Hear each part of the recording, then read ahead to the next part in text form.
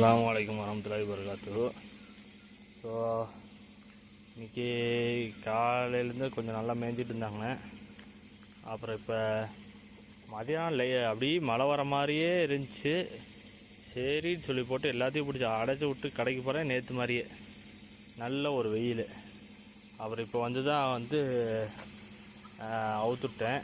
இங்கே பார்த்தீங்கன்னா விஜயன் என்னோட ஆட்டை அவனுக்கும் ப்ரௌனிக்கும் செட்டே ஆகிறதில்ல. அவர் அங்கே டைகர் வந்து அவங்கள கிராஸ் பண்ணிட்டு போகிறார் அழகா.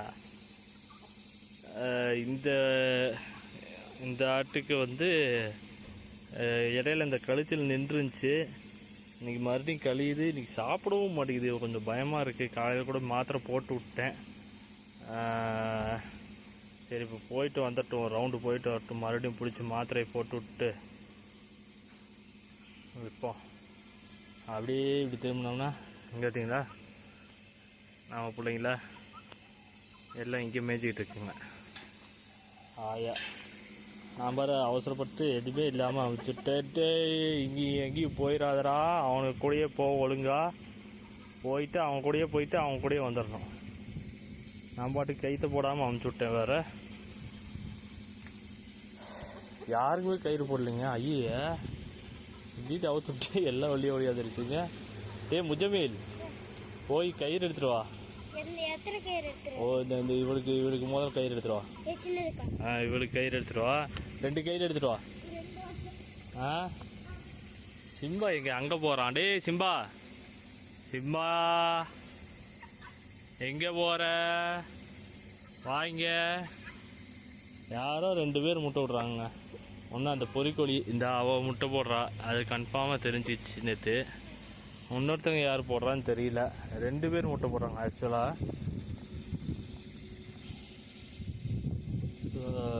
இதுக்கு கல்ச்சலுக்கு என்ன பண்ணுறதுன்னு தெரியல. டாக்டருக்கு நானும் மெசேஜ் பண்ணியிருந்தேன், எதுவும் ரிப்ளை காணா. மறுபடியும் சாயங்காலம் ஃபோன் பண்ணி என்ன பண்ணுறதுன்னு கேட்கணும். ரெடி ஆகிக்கும். எப்படி கொஞ்சம் கரெக்டாக மெயின்டைன் பண்ணோம்னா ரெடி ஆகிக்கும்.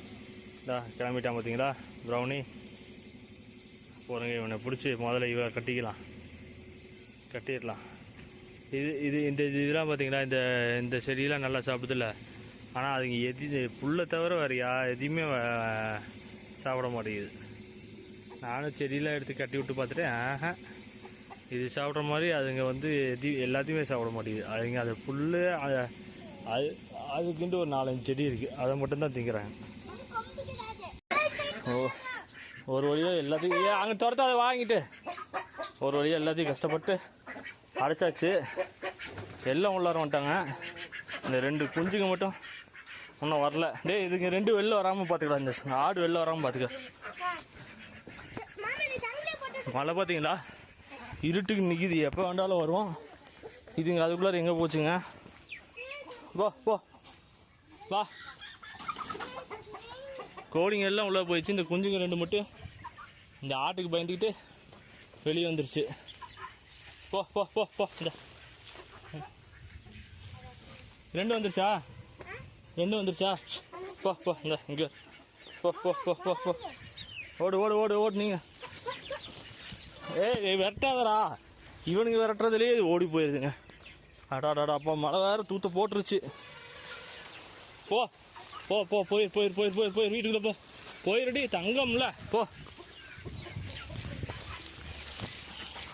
போயிரு.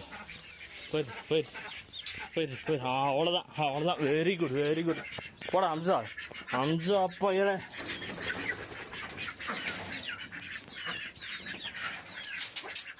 இவ பண்ணுற அப்படி பார்த்தீங்களா? எது மேலே ஏறி உக்காந்துருக்கா? நேற்று அதெல்லாம் உடச்சி போட்டா, இன்றைக்கி இது மேலே ஏறி உக்காந்துருக்கா.